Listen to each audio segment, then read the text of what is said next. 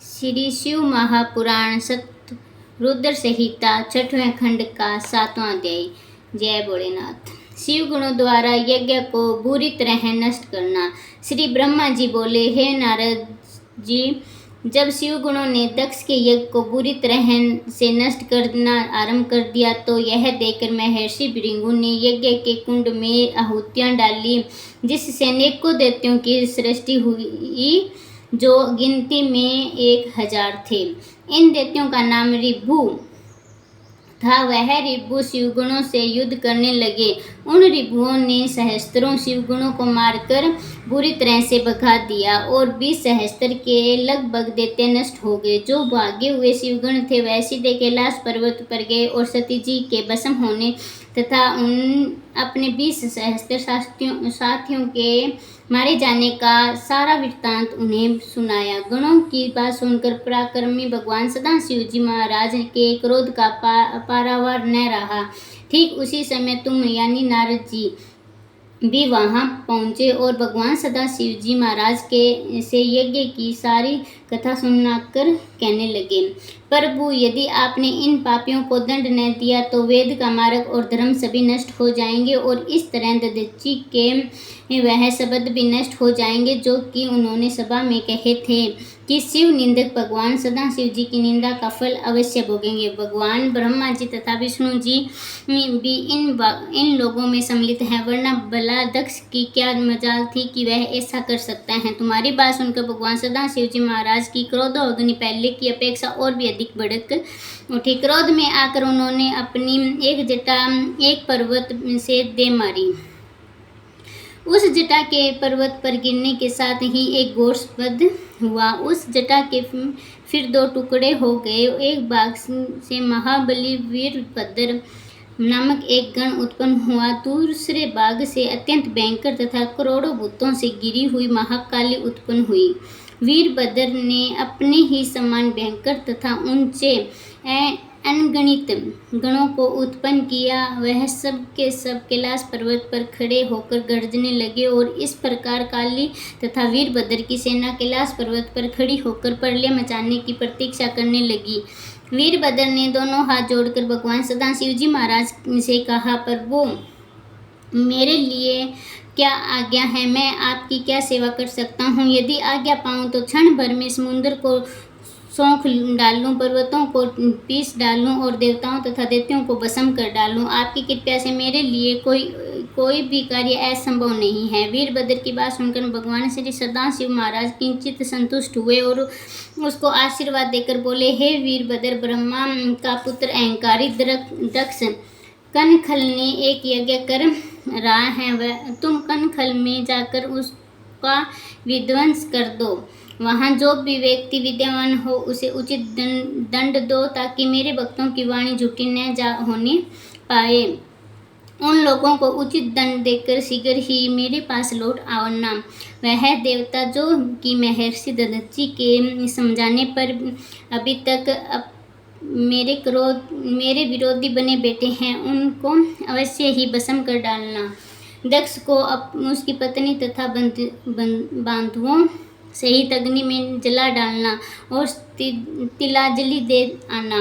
शिवजी का आदेश पाकर वीरभद्र और महाकाली अपनी अपनी सेना के साथ लेकर कनखल की ओर रवाना हो गए। जय भोलेनाथ। ओम नमः शिवाय। जय भोलेनाथ। 8वां अध्याय।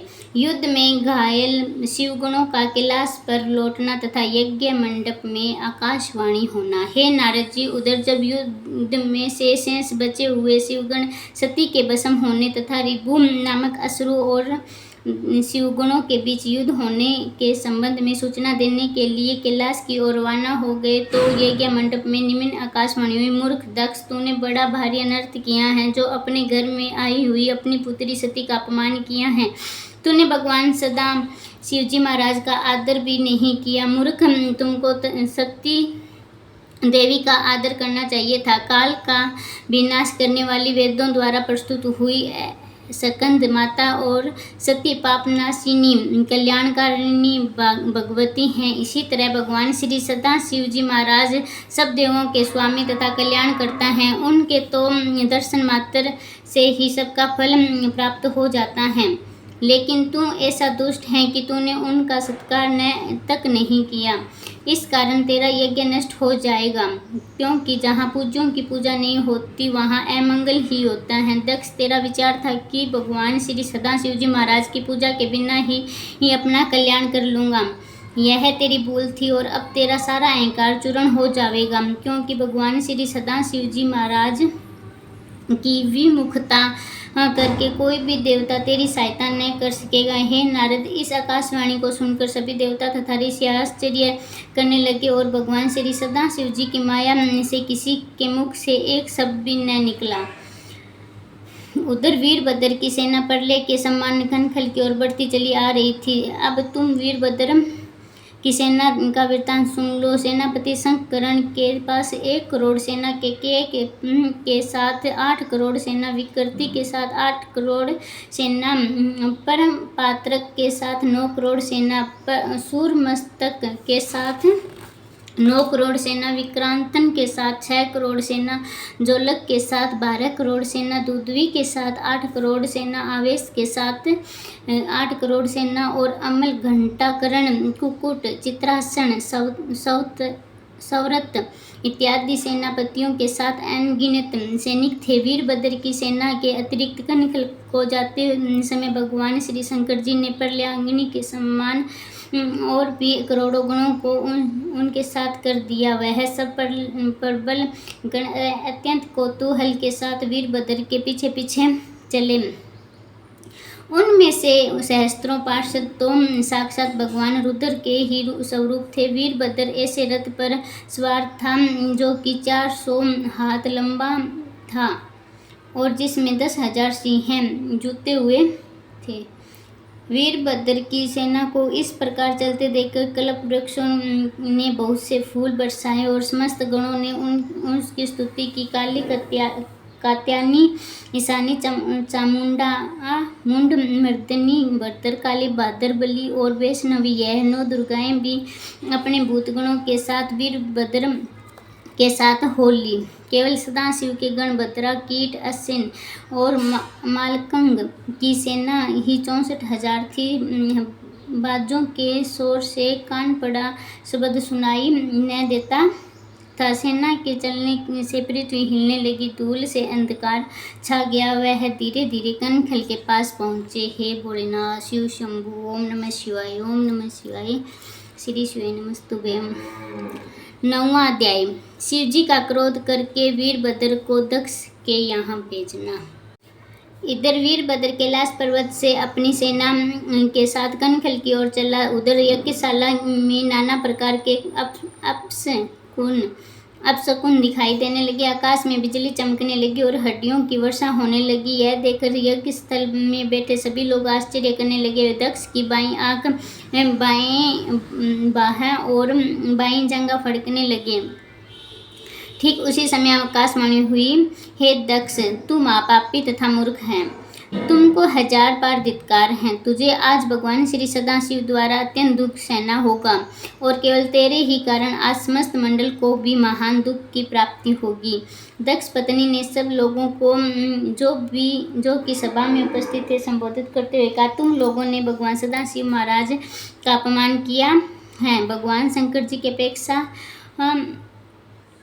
उपेक्षा करने वाला कभी सुख नहीं पा सकता। भगवान शिव प्रलय करने वाले और सृष्टि का संहार करने वाले हैं, अतएव अब उनके कोप से कोई भी न बच सकेगा। महाप्रलय हो जाएगी। आकाशवाणी और दक्ष पत्नी की बात सुनकर सभी सभा में बैठे सभी लोग मारे भय के थर थर कांपने लगे और दक्ष तो बेहद दुखी हुआ। वह डरता, कांपता, हाँफता तथा गिड़गिड़ाता हुआ भगवान विष्णु के पास पहुंचा और उनकी स्तुति करके बोला, प्रभु, आप सभी के स्वामी हैं, दीनबंधु हैं। इस समय मैं बड़ा भयभीत हूँ, आप मेरी रक्षा कीजिए, मुझे बचाइए। इतना कहकर दक्ष भगवान श्री विष्णु के चरणों में गिर पड़ा। श्री विष्णु जी ने उसको समझाते हुए उत्तर दिया, हे दक्ष, जहाँ तक संभव होगा मैं आपकी रक्षा करूँगा और तुम्हारे यज्ञ की रक्षा करूँगा, लेकिन तुमने संसार को संहार करने वाली भगवान सदाशिव से शत्रुता की है, अतएव कोई भी तुम्हारी रक्षा नहीं कर सकता। हम सभी देवताओं को शक्ति उन्हीं से मिली है और उन्हीं के ध्यान व पूजन से शक्तिशाली हैं। उनकी समानता की क्षमता किसी से भी नहीं है। यह जो कुछ हो रहा है सब भगवान की अवज्ञा का फल है। पग पग पर जो तुम्हारा कार्य विफल हो रहा है, यह सब भगवान शंकर की उपेक्षा के कारण है। पूज्यों का अपमान होने से पग पग पर विपत्तियों का सामना करना पड़ता है। दरिद्रता, मरण तथा व्यय की प्राप्ति होती है। अतएव अब तुम यत्न पूर्वक भगवान शंकर जी का पूजन करो। देखो, आज तुम्हारी ही दुर्नीति के कारण हम घबराए हुए हैं और मारे भय के हम सब मुख सूख गए हैं। हम सब बड़े बड़े देवता प्रभावहीन हो गए हैं। श्री ब्रह्मा जी ने कहा, नारद, भगवान श्री विष्णु की बात सुनकर दक्ष बड़ा घबराया। ठीक उसी समय वीरभद्र की भी यज्ञ में आ पहुंचा। उस समय उसका स्वरूप दिव्य था। 5 मुख, 3 नेत्र, 10 भुजाएं, मस्तक पर सुंदर जटाएं तथा अर्धचंद्र, शरीरों पर सांपों के आभूषण, बेल पर सवार रुद्राक्ष की माला धारण किए हुए हैं, भस्म लगाए हुए व्रज समान अंग वाले तरह तरह के हथियार धारण किए हुए हैं, शिव शिव का उच्चारण कर रहे थे। वीरभद्र के असंख्य साथी शूरवीर दिशाओं सहित आकाश मंडल से व्याप्त हो गए। सातों द्वीपों सहित मंडल कांप उठी और समस्त समुद्र थरा उठे। यह देख दक्ष अपने मुख से रक्त वमन करने लगा और अपनी पत्नी सहित एक बार फिर भगवान विष्णु के चरणों में गिरकर बोला, भगवंत, इस समय मेरा सहारा आप ही हैं। यदि आप मेरी रक्षा न करेंगे तो कौन करेगा। भगवान विष्णु ने उसको समझाते हुए कहा, हम अपनी शक्ति के अनुसार तुम्हारी रक्षा जरूर करेंगे, लेकिन श्री शंकर जी ब्रह्मा स्वरूप हैं, सर्वशक्तिमान हैं और सारे विश्व के स्वामी हैं। उनके कोप से भला जगत में कौन बच सकता है। जब तुमने अपने अहंकार में भरकर अपनी हानि लाभ के संबंध में कुछ नहीं सोचा तो अब हम क्या कर सकते हैं। जो लोग भगवान को नहीं समझते, सुख और दुख के बारे में किसी प्रकार का विचार नहीं करते, वह 100 करोड़ वर्ष तक नरक में वास करता है। जिन भगवान शंकर के गुणों को वेद, पुराण और शास्त्र नीति कहकर वर्णन करते हैं, तुम उसके निंदक हो। यह जो शिव गुणों का सेनापति वीरभद्र है, इसके संबंध में शायद तुम नहीं जानते। यह तो शिव जी के शत्रुओं को जड़मूल से नष्ट कर देता है। यह जो इस समय तुम्हारे यहाँ आया है, इसके आने से केवल मुझको ही नहीं बल्कि समस्त देवताओं को दुख उठाना पड़ेगा। मैंने तुम्हें तुम्हारी रक्षा का वचन तो अवश्य दिया, लेकिन मैं अपने अंदर इसको रोकने की शक्ति नहीं पा रहा हूँ। मेरा सुदर्शन चक्र आज शायद इसका मुकाबला न कर पाएगा। यदि हम लोग यहाँ से भाग भी खड़े होंगे तो वीरभद्र अपने प्रभाव से हमें खींच लेगा। हम पाताल में भी क्यों न चले जाएं, इसके सहस्त्र वहाँ पर भी अपना प्रभाव डालने में न रहेंगे। श्री ब्रह्मा जी ने कहा, हे नारद, भगवान विष्णु दक्ष को इस प्रकार समझा रहे थे कि यज्ञ मंडप को वीरभद्र की सेना ने चारों तरफ से घेर लिया। उसी समय इंद्र अपनी सेना को लेकर यहाँ आए और अपना वर्ज संभाल कर युद्ध के लिए तैयार हो गए। इंद्र की सहायता के लिए सभी देवता आ गए। फिर क्या था, इंद्र तथा वीरभद्र के बीच में घोर युद्ध होने लगा। जय भोलेनाथ। श्री शिवाय नमस्तुभ्यं। हर हर महादेव। ओम नमः शिवाय। ओम नमः। 10वां अध्याय।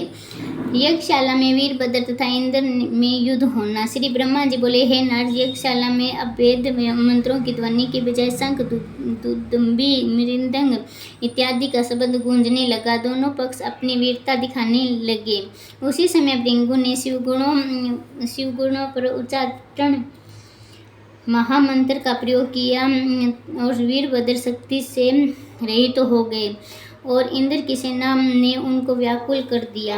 सहस्त्रों गढ़ मारे गए और सहस्त्रों भाग खड़े हुए। नारद जी, इसका कारण भगवान शंकर जी का मंत्र शक्ति ब्राह्मणों की मौत देना था, लेकिन वीरभद्र अपनी सेना को नष्ट होते तथा भागते देख क्रोध में भर गए। उन्होंने त्रिशूल हाथ में लेकर देवताओं को गिराना आरंभ कर दिया। उन्होंने थोड़ी सी देर से ही देव सेना के छक्के छुड़ा दिए।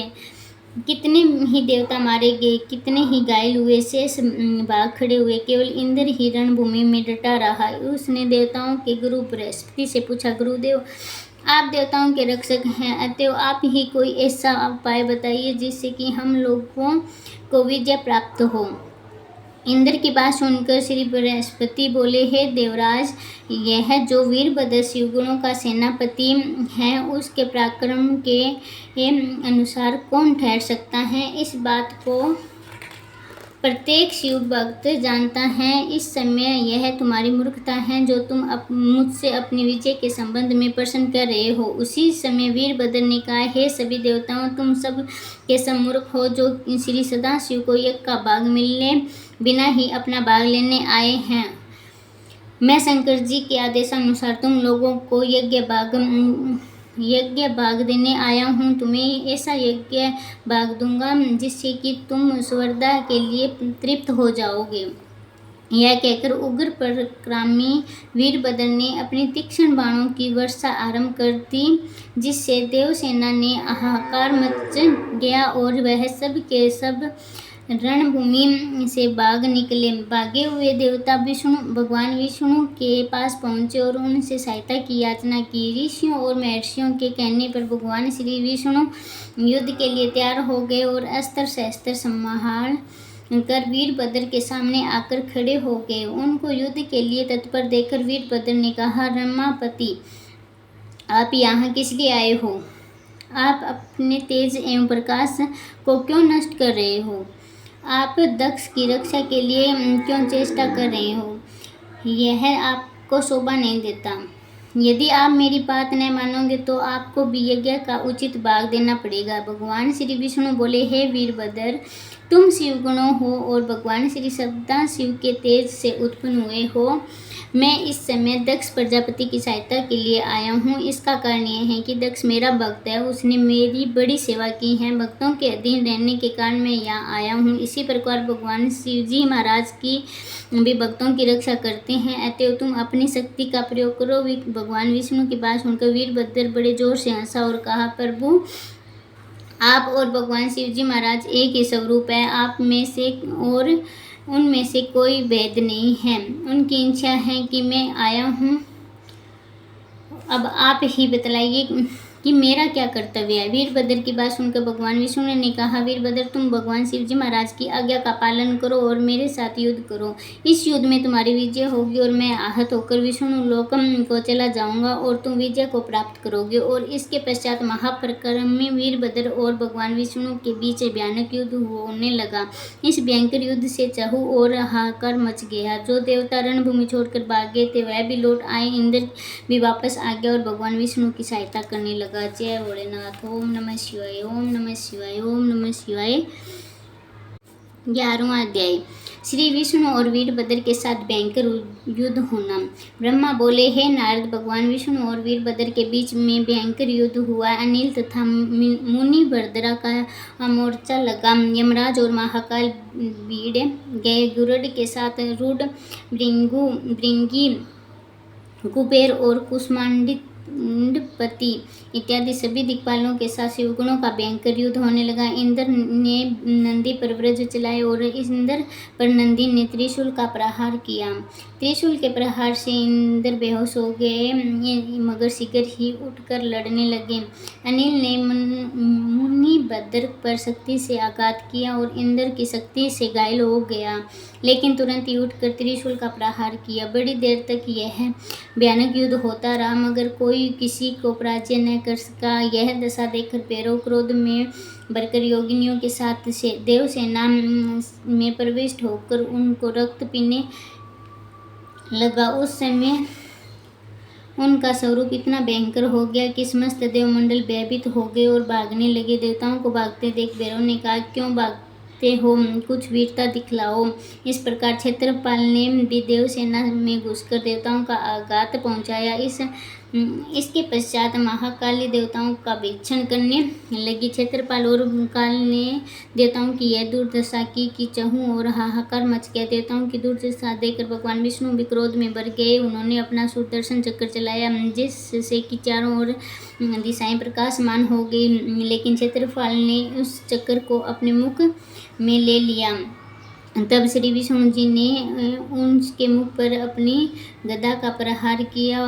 तब महाकाली विष्णु जी के सामने आई। भगवान विष्णु जी ने उन पर बाणों की वर्षा की, मगर काली जी ने उनके समस्त बाणों को भक्षण कर लिया। इस पर भगवान श्री विष्णु ने क्रोध में भरकर नंदक नामक अस्त्र का प्रहार किया, मगर महाकाली ने उसे भी तोड़ दिया।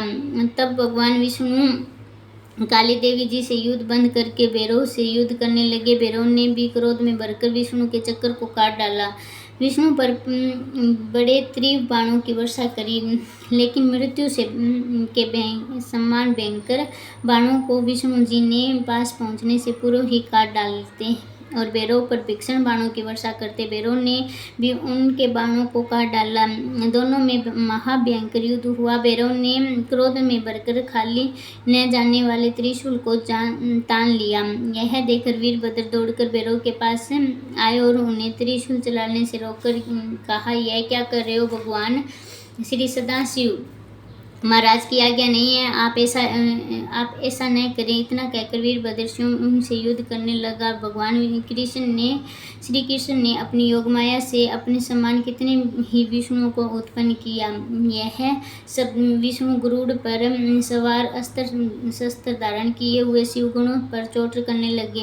उसकी जबरदस्त मार से शिवगण व्याकुल हो गए। वीरभद्र ने भगवान शंकर का ध्यान करके त्रिशूल चलाया और थोड़ी सी देर में समस्त माया रूपी विष्णु जलकर राख हो गए। तब क्रोध में भरकर श्री विष्णु जी महाराज ने वीरभद्र के मस्तक पर गदा का प्रहार किया और यह इच्छा की कि वीरभद्र को मार डालूं, मगर वीरभद्र ने अपनी गदा से श्री विष्णु की गदा का वार रोककर अपने आप को बचा लिया और श्री विष्णु के वक्षस्थल में अपना त्रिशूल दे मारा, जिससे विष्णु मूर्छित होकर पृथ्वी पर गिर पड़े और चारों तरफ हाहाकार मच गया। लेकिन श्री विष्णु तुरंत उठ खड़े हुए और क्रोध में भरकर चक्र लेकर उसको मारने के लिए दौड़े। यह देखकर वीरभद्र ने सदाशिव का ध्यान किया। सदाशिव महाराज ने उनसे कहा, डरो मत। वीरभद्र के अद्भुत तेज से चक्र श्री विष्णु जी के हाथ में ही रह गया और वह स्वयं वहीं के वहीं रुक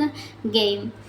उनको स्तंभ हो गया। यह देखकर याज्ञिकों ने मंत्रों से उनका स्तंभ छुटाया। श्री विष्णु ने अपना सारग धनुष उठाकर उस पर अपना बाण चढ़ाया। वीरभद्र ने 3 बाण छोड़कर उसके 3 टुकड़े कर दिए। फिर श्री विष्णु ने प्रमोदन मंत्र के द्वारा अपनी रक्षा की। ब्रह्मा जी बोले, हे नारद, उस समय मैंने श्री विष्णु के पास जाकर कहा, प्रभु होनी मिट नहीं सकती। हमारा तथा आपका कोई भी उपाय दक्ष की रक्षा नहीं कर सकता। हम इस युद्ध में विजय नहीं पा सकते। यदि हार गए तो बदनामी होगी, यदि यज्ञ नष्ट हो जाएगा, क्योंकि दधीचि का साप झूठा नहीं हो सकता। अतः इस समय अवसर के अनुसार कार्य करना चाहिए। जब श्री सदाशिव जी महाराज का क्रोध शांत हो जाएगा तब सब कुछ ठीक हो जाएगा, क्योंकि आपकी तथा उनकी लीला का कोई पार नहीं पा सकता। मेरी बात सुनकर श्री विष्णु जी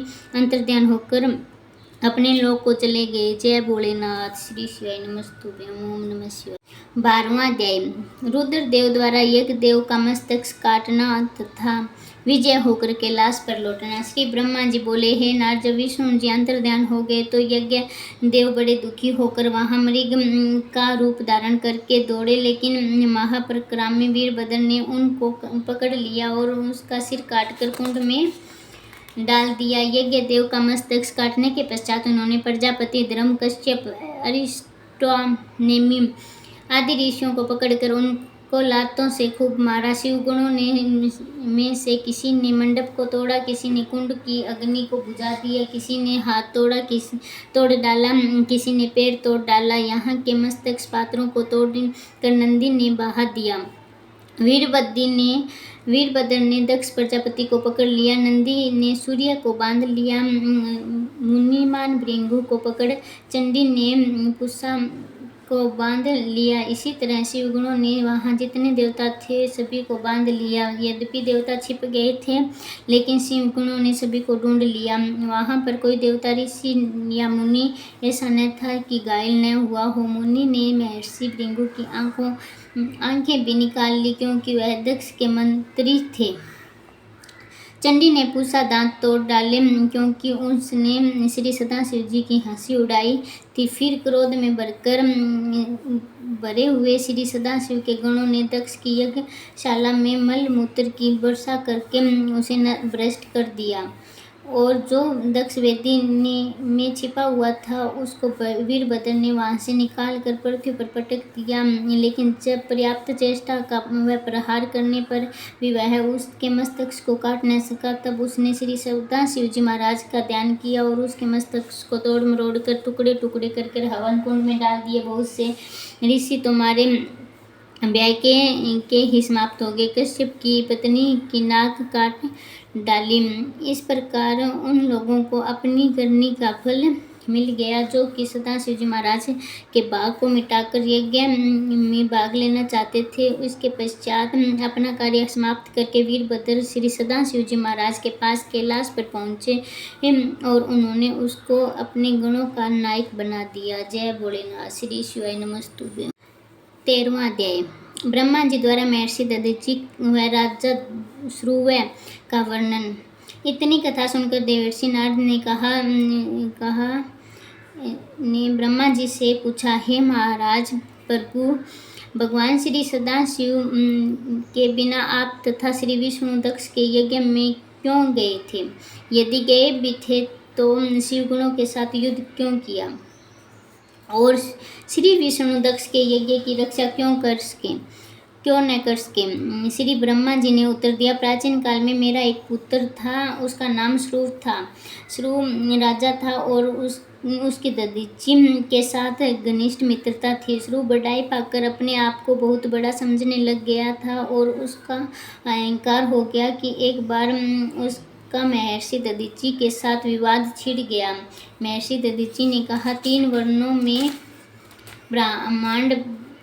ब्राह्मण बड़े होते हैं, जबकि श्रुव कहता था कि सबसे बड़ा राजा होता है, उसका सब लोग सम्मान व पूजन करते हैं, इसलिए तुमको भी मेरा सम्मान और पूजन करना चाहिए। यह सुनकर महर्षि दधीचि ने बाएं हाथ से एक जोरदार थप्पड़ श्रुव के मुंह पर मारा और श्रुव ने क्रोध में भरकर वज्र के प्रहार से महर्षि दधीचि को मार डाला। लेकिन मरते मरते महर्षि ने अपने गुरु शुक्राचार्य का स्मरण किया। शुक्राचार्य तुरंत पहुंच गए और साथ ही महर्षि दधीचि के शरीर के टुकड़ों को एक जगह करके पुनः जीवित कर दिया। जीवित होने के पश्चात महर्षि दधीचि ने श्री शुक्राचार्य जी से पूछा, प्रभु, मुझको कोई ऐसा उपाय बताइए जिससे कि मैं अमर पद का प्राप्त कर सकूं। श्री शुक्राचार्य महर्षि दधीचि का मर्म समझ गए कि वह राजा श्रुव को अपना बदला चुकाने के लिए ही अमरत्व को प्राप्त करना चाहता है। लेकिन उन्होंने कहा, देखो, महामृत्युंजय मंत्र द्वारा ही तुम अमर पद को प्राप्त हो सकते हो। इससे तुम सभी कार्य सिद्ध कर सकते हो। वह कौन सा काम है कि शिव जी की कृपा से नहीं हो सकता? अमर पद श्री सदाशिव ही प्रसन्न होने पर प्रदान कर सकते हैं। वह सारे संसार के स्वामी है। यह संजीवनी विद्या भी नहीं की दी हुई है। उन्हीं की कृपा से रावण आदि अव्यय व अमर हुए हैं। उनकी कृपा से ही महर्षि दुर्वासा शक्तिशाली तथा सबके पूज्य प्रसिद्ध हैं। उन्हीं की कृपा से महर्षि विश्वामित्र ब्रह्मा ऋषि बने हैं। ब्रह्मा जी भी उन्हीं की कृपा से सृष्टि की रचना करते हैं। महर्षि मार्कंडेय उन्हीं की कृपा से दीर्घ आयु पा सके हैं। सदाशिव जी की कृपा से ही इंद्र शत्रु रहित और अव्यय हैं। भगवती शक्ति से में भी शक्ति उन्हीं की कृपा से है। श्री रामचंद्र जी महाराज, श्री कृष्णचंद्र जी महाराज और श्री परशुराम जी ने भी उन्हीं की कृपा से शक्ति प्राप्त की है। महर्षि दधीचि श्री शुक्राचार्य के ऐसे वचन सुनकर बहुत प्रसन्न हुए और उनसे दीक्षा ग्रहण कर के उन्होंने वन में जाकर तप आरंभ किया। उन्होंने महामृत्युंजय का विधि पूर्वक भगवान श्री शंकर जी के लिए बड़ा तप किया। उसके तप से प्रसन्न होकर सदाशिव जी बड़े प्रसन्न हुए। उनको साक्षात दर्शन देकर उनसे वर मांगने के लिए कहा। श्री शंकर जी के दर्शन करके महर्षि अत्यंत प्रसन्न हुए और उनकी स्तुति करके बोले, हे प्रभु, आप मुझे 3 वर दीजिए। एक तो यह है कि मेरे शरीर की अस्थियां वृक्ष के समान हो जाए, दूसरी यह कि मैं सबसे अवध्य हूँ, तीसरा यह कि मैं स्वर्गाधीन हूँ। हे शंकर जी, इन तीनों वरों के साथ साथ मुझे आप सदा सदैव के लिए अपने चरणों की भक्ति प्रदान कीजिए। भगवान सदाशिव ने कहा, तथास्तु। और फिर इसके पश्चात वह अंतर्ध्यान हो गए। ब्रह्मा जी ने कहा, हे नारद, अब महर्षि दधीचि वहाँ से राजा श्रु को मारने गए और उसके सिर पर लात मारकर बोले, यह कौन पड़ा है? इससे श्रु ने क्रोध में भरकर महर्षि दधीचि की छाती पर वज्र मार दिया। मगर भगवान सदाशिव जी के वरदान के कारण महर्षि दधीचि को रत्ती भर भी चोट न लगी। यह देखकर मेरा पुत्र ब्रह्मा का पुत्र राजा श्रु आश्चर्य में पड़ गया और सोचा कि यह सब श्री शंकर जी की कृपा से आते। वह वन में जाकर विष्णु जी की तपस्या करने लगा। उसके उग्र तप से विष्णु जी ने उस पर प्रसन्न होकर साक्षात दर्शन दिए और कहा, वर मांगो। राजा श्रु ने कहा, महर्षि दधीचि, जो पहले मेरा मित्र था शत्रु बन गया है। सदाशिव जी की कृपा से उसका शरीर वज्र के समान हो गया है, वह मृत्यु से भी अभय हो गया है। भगवान उसने मेरा अपमान और अनादर किया है और कहा है कि मैं तीनों लोकों में सबसे अधिक बलवान हूँ। प्रभु, उस पर विजय पाने की शक्ति प्रदान कीजिए। उसकी बात सुनकर विष्णु जी बहुत दुखी हो गए। वह सोचने लगे कि यदि मैं अपने भक्त को वरदान नहीं देता तो वो मेरी मर्यादा नष्ट हो जाती है, और यदि वरदान देता हूँ तो वह झूठा होता है, क्योंकि एक तो ब्राह्मण को यूं ही नहीं जीता जा सकता, दूसरा महर्षि दधीचि पर सदाशिव जी की कृपा है। अतः अब मुझे दोनों पक्षों की रक्षा करनी चाहिए। यह सोचकर श्री विष्णु जी ने राजा से कहा, राजेंद्र, शिव भक्त महर्षि दधीचि अभय है, अतः उसे कोई भी कष्ट नहीं दे सकता। फिर भी मैं तुम्हारी सहायता करने के लिए शाप दिलवाऊंगा, जिससे कि वह अपनी जिद छोड़ दे। जय भोलेनाथ। ओम नमः शिवाय। श्री शिवाय नमस्तुभ्यं। ओम नमः शिवाय। 14वां अध्याय। विष्णु का ब्राह्मण बनकर दधीचि के पास जाना तथा उनकी वंदना कर मन चाहा वर मांगना। श्री ब्रह्मा जी बोले, हे नारद, उसके पश्चात फिर एक दिन भगवान विष्णु ब्रह्मा का रूप धारण करके महर्षि दधीचि के पास गए और उनकी वंदना कहने लगे, प्रभु, मैं आपसे एक वर मांगने के लिए आया हूँ, अब मुझे मेरा मन चाहा वर दीजिए। महर्षि दधीचि ने भगवान श्री सदाशिव का ध्यान किया और सब कुछ जान गए। उन्होंने कहा, मैं सब कुछ जान गया हूँ। आप भगवान श्री विष्णु हैं। आप मेरे पास ब्राह्मण का वेश धारण करके आए हैं। मैं सदाशिव की कृपा से तीनों काल का हाल जान सकता हूँ। श्रु ने आप का पूजन करके मुझे जीत लेने का वर मांगा है, अतएव आपको चाहिए कि अपने प्रत्यक्ष रूप को प्रकट करके मुझे दर्शन दे। हालांकि भगवान शंकर जी की कृपा से मैं अभय हूँ, मुझे किसी का भय नहीं है, फिर भी मैं आपका आदर करता हूँ। महर्षि दधीचि की बात सुनकर श्री विष्णु जी अपने यथार्थ रूप में प्रकट होकर मुस्कुराए और कहा, ब्राह्मण, यद्यपि आप भगवान शंकर जी की कृपा से अभय हैं, तो भी मैं आपको दंडवत प्रणाम करता हूँ कि आप श्रु की इच्छा पूरी करके मेरी मर्यादा की रक्षा कीजिए और राजा श्रु को से इतना ही कह दीजिए, मैं तुमसे डरता हूँ। भगवान श्री विष्णु जी की बात सुनकर महर्षि दधीचि ने कहा, प्रभु, छल से काम नहीं चल सकता, जो काम अनुचित हो कभी नहीं हो सकता। आप जाइए। इस पर भगवान विष्णु को क्रोध आ गया। मूर्ख, तूने अहंकार के वश में होकर मेरी बात नहीं मानी। क्या तुम नहीं जानता कि रावण आदि महाशक्तिशाली शिव भक्त भी मेरी आज्ञा न मानने पर नाश को प्राप्त हो गए हैं? मैं अपने चक्कर से तेरी गर्दन काट तेरे ग्रोह को सुवर्ता के लिए मिटा दूंगा। भगवान विष्णु की बात सुनकर महर्षि दधीचि ने निडर होकर कहा, रहने दीजिए महाराज, अहंकार में न कीजिए। यदि आपने आज तक कोई शिव भक्त मारा है तो केवल भगवान शंकर जी की कृपा से, इच्छा से ही मारा है। रावण को मारने में भी आप तभी सफल हुए थे जब आपने भगवान शिव जी के से बाण प्राप्त किया। तारकंठ पर चक्कर नहीं चल सकता।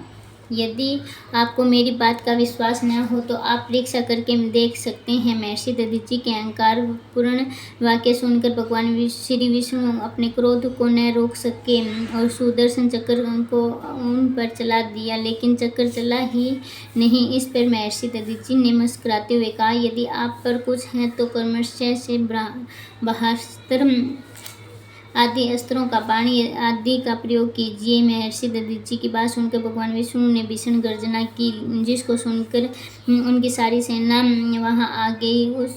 उनको साथ लेकर उन्होंने महर्षि दधीचि पर आक्रमण कर दिया, परंतु यह आक्रमण धर्म के विरुद्ध था, क्योंकि दधीचि अकेले थे। फिर भी वह निश्चित होकर बैठे रहे। विष्णु जी तथा उनकी सेना ने उन पर अपने सभी अस्त्र चलाए, लेकिन उनसे कुछ भी न हो सका। अब महर्षि दधीचि ने मुट्ठी भर कुश उनकी ओर फेंक दिया। वह कुश असंख्य त्रिशूलों में परिवर्तन होकर देवसेना को प्रलयाग्नि के समान अग्नि ज्वालाओं से आयुधधारी देवताओं को संहार करने लगे और देवता भाग भाग कर प्राण बचाने लगे। देवताओं को भागते देख भगवान श्री विष्णु ने अपनी माया से अपने बहुत से रूप प्रकट किए, मगर महर्षि दधीचि ने भगवान श्री सदाशिव जी का स्मरण करके उसको भस्म कर दिए। तब श्री विष्णु जी ने अपना विराट रूप दिखाया, लेकिन परव से दधीचि पर इसका भी कोई प्रभाव न पड़ा। वह मुस्कुराते हुए बोले, आप माया से क्यों काम लेते हैं? यह तो केवल मन की गति है। अति तनिक मेरी ओर देखिए। इतना कह महर्षि दधीचि ने भगवान शंकर जी का ध्यान करके अपने शरीर से असंख्य जीव उत्पन्न किए। देवता तो भाग ही रहे, लेकिन भगवान विष्णु फिर भी युद्ध में प्रमुख न हुए और युद्ध करते रहे। अब मैं यानी ब्रह्मा जी राजासुर को साथ लेकर दधीचि शिव युद्ध देखने के लिए गया। मैंने निश्चेष्ट भगवान विष्णु तथा देवताओं को युद्ध करने से रोका और समझाया, आप वेद के विरुद्ध कार्य कर रहे हैं। आप सदाशिव जी महाराज की अपेक्षा कर रहे हैं। यदि वेद और शास्त्र एकदम जुटे हो जाएं तभी आप जीत सकते हैं, वरना नहीं। मेरी बात सुनकर भगवान विष्णु शांत हो गए और दधीचि मुनि के पास जाकर उसकी स्तुति करने लगे। राजासुर ने भी महर्षि दधीचि के पास जाकर बड़ी दीनता से उन्हें प्रणाम किया और बड़ी प्रार्थना की। विष्णु ने महर्षि दधीचि से कहा, ऋषिराज, यह सुरु आपका मित्र आपकी शरण में आया है, आप इसके अपराध को माफ कर दीजिए। यह ज्ञानी है, आप अन्य शिव भक्त हैं। भगवान विष्णु की बात सुनकर महर्षि प्रसन्न हो गया और उन पर कृपा की कर दी, परंतु विष्णु आदि पर उनका कोप कम न हुआ। उन्होंने विष्णु आदि देवताओं से कहा, तुम लोगों पर भगवान सदाशिव जी महाराज का कोप होगा और तुम्हारे कर्मों का उचित दंड तुम्हें मिलेगा। इसके पश्चात उन्होंने राजासुर से कहा, क्यों राजन, अब तुम्हें मालूम हो गया ना कि संसार में ब्राह्मण सबसे ऊंचे हैं, जो राजाओं और देवताओं के पूजनीय हैं। महर्षि दधीचि को प्रणाम करके राजासुर अपनी राजधानी चला गया। विष्णु और देवता भी अपने लोक को चले गए। तब उस स्थान का नाम धनेश्वर पड़ा, जहाँ पर कि श्री सदाशिव जी महाराज के दर्शन करने से सहज ही मुक्ति प्राप्त होती है। जय भोलेनाथ। ओम नमः शिवाय। 15वां अध्याय। यज्ञ में घायल देवताओं द्वारा स्तुति करने पर विष्णु का देवताओं सहित शिव जी के पास जाना। महर्षि सूत जी बोले, हे ऋषिगणों, ब्रह्मा जी से कथा सुनकर नारद जी ने कहा, हे पितामह, अब तक की कथा तो आपसे हमने सुन ली है। अब इसके पश्चात जो कुछ हुआ इसे बतलाइए।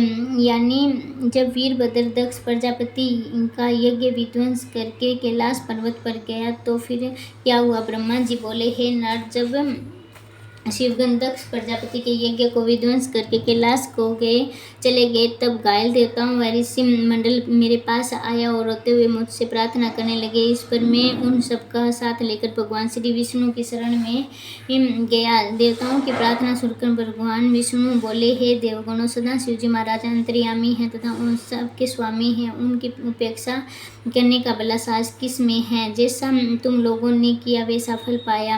अब रक्षा का केवल यही उपाय है कि सब लोग सदा शिवजी महाराज की शरण में जाएं। दुर्भाग्य से हम भी उसी मंडली में सम्मिलित थे जिसमें कि सदा शिवजी महाराज का अपमान किया गया था।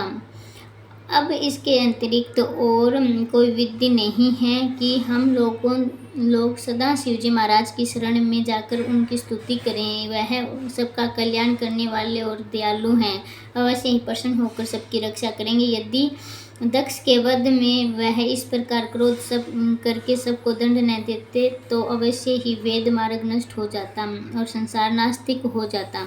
इस प्रकार महर्षि दधीचि का वचन सत्य हुआ। हे नारद, इस प्रकार समझाकर देवमंडल तथा मुझको साथ लेकर विष्णु जी महाराज कैलाश पर्वत की ओर चले। वहाँ की शोभा का क्या कहना चाहूँ। और पुष्प वाटिकाएं लगी हुई थी जहाँ पर विविध पक्षी भांति भांति की बोलियां बोल रहे थे। कुछ आगे बढ़ने पर हमें कुबेर की अलकापुरी मिली।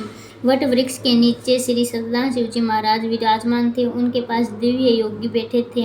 उनका वेश बड़ा पवित्र और मनोहर था।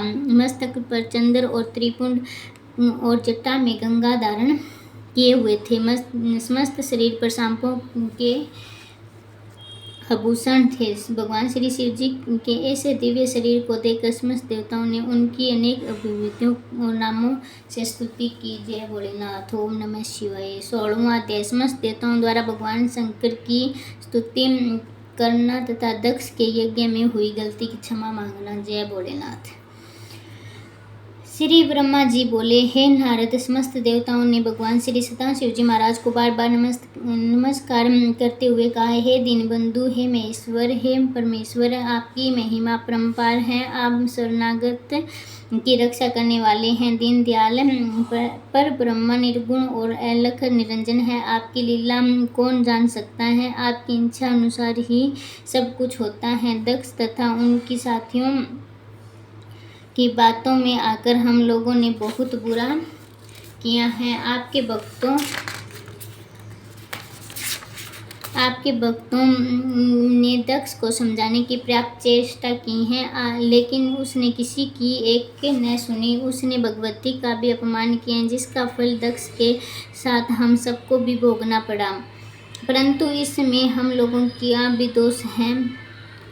अतएव कृपा करके हम सबका अपराध क्षमा करें। आपने जो कुछ किया है सब ठीक किया है। अगर आप ऐसा न करते तो धर्म का नाश हो जाता। ऐसा करने से दक्ष का अहंकार नष्ट हो गया। प्रभु, आप जैसा शक्तिशाली दूसरा भला कौन है। ब्रह्मा और विष्णु के रूप में आपकी ही शक्ति काम करती है। हे महेश्वर, आपकी कृपा के बिना हम सब नष्ट भ्रष्ट हो गए हैं। अतएव आप हम सबकी रक्षा कीजिए, हमें अनेक विपत्तियों से बचाइए। हे दया सागर, अब आप प्रसन्न होकर दक्ष के यज्ञ को पूर्ण करें। सब देवताओं के नेत्र पूर्णवत हो जाएं। यज्ञमान जीवित हो। महर्षि भृगु की दाढ़ी पहले के समान हो जावे। आपकी कृपा से यज्ञ भूमि में घायल सभी देवताओं को पुनः आरोग्यता प्राप्त होवे। हम लोग इस अविष्ट यज्ञ कर्म में आपका भाग देंगे, इसलिए हमें यज्ञ को फिर से करना है। लेकिन यह सब काम तभी हो सकता है जबकि आप यज्ञ भूमि में आकर पधारें। देवताओं की स्तुति सुनकर शंकर जी देवताओं को धैर्य बांधते हुए बोले, हे देवों, हम किसी पर कोप नहीं करते। हम जब सब जीवों के कल्याण रूप हैं, किंतु माया के वश में होकर जीव स्वयं ही दुख भोगते हैं। अतएव जिसने जैसा किया वैसा ही फल पाया है। हमारे आशीर्वाद से दक्ष जीवित हो चुका है, किंतु इसका मस्तक भस्म हो गया है। सो उसको बकरे का मस्तक से लगाकर जीवित किया जाएगा। सब देवताओं के नेत्र भी यज्ञ को देखेंगे। पुष्प के दांत साबित हो जाएंगे और यजमान के दिए हुए यज्ञ भाग का उपयोग कर सकेंगे। भृगु बकरी की दाढ़ी पाएंगे और मेरे गुणों द्वारा घायल किए गए देवगण सबके स्वस्थ हो जाएंगे। इतना कहकर सदाशिव जी महाराज मौन हो गए। उनकी यह बात सुनकर सभी देवता सदाशिव जी महाराज की जय जयकार करने लगे। इसके पश्चात समस्त देवताओं ने भगवान श्री सदाशिव जी महाराज को उस यज्ञ में आने के लिए आमंत्रित किया। श्री सदाशिव जी महाराज ने यह प्रार्थना स्वीकार कर ली और नंदी पर सवार होकर कैलाश पर्वत की ओर रवाना हो गए। ब्रह्मा जी ने कहा, हे नारद, हम सब भगवान श्री सदाशिव जी महाराज के साथ कनखल की यज्ञशाला में आए। दक्ष का परिवार सदाशिव जी महाराज तथा हम सबको आया देखकर अत्यंत प्रसन्न हुआ। यज्ञशाला में पहुंचकर भगवान श्री सदाशिव जी महाराज ने भंग यज्ञ को निरीक्षण किया और देखा कि स्वाहा स्वधा पुषा पितर अग्नि से कईयों के अंग प्रत्यंग टूटे फूटे हैं और कई मरे पड़े हैं। यज्ञ की यह दशा देखकर भगवान श्री सदाशिव जी महाराज के वीरभद्र को बुलाकर कहा, वीरभद्र, तुमने यह क्या कर डाला? ऋषियों को इतना कठिन दंड क्यों दे डाला? अच्छा, अब तुम शीघ्र दक्ष का मृतक शरीर मेरे पास लाओ। वीरभद्र ने दक्ष का मृतक शरीर भगवान श्री सदाशिव जी महाराज के सामने लाकर रख दिया। उसका सिर रहित शरीर देखकर सदाशिव जी महाराज बोले, इसका सिर कहाँ है? वीरभद्र ने कहा, उसे तो मैंने अग्नि में हवन कर दिया है। इस पर भगवान श्री सदाशिव जी देवताओं से बोले, देखो, जो कुछ मैंने कहा है वही हुआ। फिर उन्होंने दक्ष के शरीर पर बकरी का सिर जोड़ दिया और वह शिव कहकर पुनः जीवित हो उठा। दक्ष भगवान शिव की स्तुति करने लगा, प्रभु, आप आदि अनंत से रहित हैं। आपने मुझे दंड देकर जो वरदान दिया है, यह आपकी बड़ी कृपा है। हे प्रभु, अज्ञानता तथा मूर्खता के बस होकर आपको पहचान नहीं सका और आपकी निंदा की। आप मेरे अपराध को क्षमा कीजिए और मुझे अपनी भक्ति प्रदान कीजिए। भगवान विष्णु भी मुझे अपनी भक्ति देने की कृपा करें। इसके पश्चात दक्ष ने भगवान श्री विष्णु की इस प्रकार स्तुति की कि प्रभु, आपका यश तो अनुपम है, हमारा मन चंचल है, आप कृपया करके हमारे अपराधों को क्षमा करें। भगवान, समस्त सृष्टि मुझे बुरा कहती है, परंतु मैं आपको बड़ा भाग्यवान समझता हूँ, क्योंकि आपके पूजन ध्यान से मेरे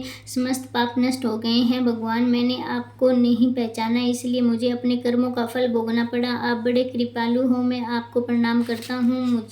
फिर मैं यानी ब्रह्मा जी ने भी इंद्रादि देवताओं सहित भगवान शिव की स्तुति की। देवताओं की बात सुनकर सदाशिव ने कहा, जो दक्ष के समान हमारी स्तुति करेगा वह सभी ऋषियों को प्राप्त करेगा। मैं ब्रह्मा और विष्णु संसार को मोक्ष प्रदान करने वाले हैं। मेरा ही नाम जगदीश्वर है। मैं अपनी इच्छा से ही सृष्टि की रचना करता हूँ और नष्ट भी मैं ही करता हूँ। ब्रह्मा विष्णु मेरे ही स्वरूप हैं। हम तीनों में वेद जानने वाला नरक भोगता है। बिना ब्रह्मा और विष्णु के मेरा पूजन व्यर्थ है। हे दक्ष, यद्यपि मैं स्वतंत्र ईश्वर हूँ, मैं भक्तों के वश में हूँ। चारों भक्तों ने ज्ञानी सबसे श्रेष्ठ हैं। ज्ञानी मेरा स्वरूप है और उससे बढ़कर मेरा प्यारा मुझे दूसरा और कोई नहीं है। वह कर्म परायण मुख्य मनुष्य मूर्ख हैं, जो कि वेद, यज्ञ, दान और तप आदि से मुझे जानना चाहते हैं। इस प्रकार तुम भी केवल कर्म के द्वारा संसार से उतरना चाहता था। तेरा यह कर्म मुझे भला प्रतीत न हुआ और मैंने तेरे यज्ञ को विध्वंस कर दिया। अब तू मुझे परमेश्वर मानकर बुद्धिपूर्वक ज्ञान प्रणायन हो सावधानी से कर्म कर। तुम यह भली प्रकार समझ ले कि मैं सदाशिव इस जगत का दृष्टा हूँ। मैं ही जगत की उत्पत्ति, स्थिति और संहार करता हूँ और क्रिया के अनुसार विभिन्न नामों को धारण करता हूँ। विष्णु भक्त का अर्थ यह नहीं कि वह मेरी निंदा करे। मेरा भी भक्त विष्णु की निंदा नहीं कर सकता। यदि ऐसा करेगा तो हम दोनों के साप से उसका तत्व की प्राप्ति नहीं हो सकती। हे नारद, भगवान सदाशिव ने दक्ष से इस प्रकार कहकर उन्होंने महर्षि भृगु से कहा, तुम क्या चाहते हो वह मांगो, परंतु स्मरण रहे कि हम तीनों में से किसी एक की भी निंदा करने वाला तीनों का निंदक होता है। एक की निंदा करने से दूसरे को प्रसन्न नहीं कर सकता। भगवान श्री सदाशिव जी के वचन सुनकर समस्त देवमंडल प्रसन्न हो गया और उनके गुणगान करने लगा। जय भोलेनाथ। अब तक भगवान श्री सदाशिव की कृपा से समस्त देवमंडल और ऋषि गणों पूर्ण रूपेण स्वस्थ हो चुके थे। दक्ष प्रजापति बड़े प्रेम और श्रद्धा सहित भगवान श्री सदाशिव की भक्ति करने लगा। समस्त देवता भगवान श्री सदाशिव को परमेश्वर मानने लगे। जिससे जैसी स्तुति की थी उसको भगवान ने वैसा ही वर दिया। इसके पश्चात भगवान ने दक्ष को यज्ञ करने की आज्ञा दी। एक नई सभा निर्माण की गई। यज्ञ प्रारंभ हुआ। स्त्रियां मंगलगान करने लगी। दक्ष ने सभी देवताओं को उचित भाग दिया और शेष भाग भगवान सदाशिव का अर्पण किया गया। ब्रह्मा को भी उचित दान दिया गया। यज्ञ संपूर्ण होने पर दक्ष ने स्त्रियों सहित ब्राह्मणों को उचित दान दिया। यज्ञ संपूर्ण होने पर दक्ष ने स्त्रियों सहित स्नान किया। सब देवताओं और ऋषि आदि भगवान शंकर का यश गाते हुए अपने धाम को गए। मैं और विष्णु भी भगवान श्री शिव के पावन नामक का उच्चारण करते हुए अपने लोकों को चले गए। परंतु दक्ष ने कुछ दिनों के लिए भगवान श्री सदाशिव जी महाराज को यह कहकर रोक लिया कि मेरा परिवार अभी कुछ दिन और आपकी कृपया यहाँ रहकर चाहते हैं। शिवजी महाराज ने दक्ष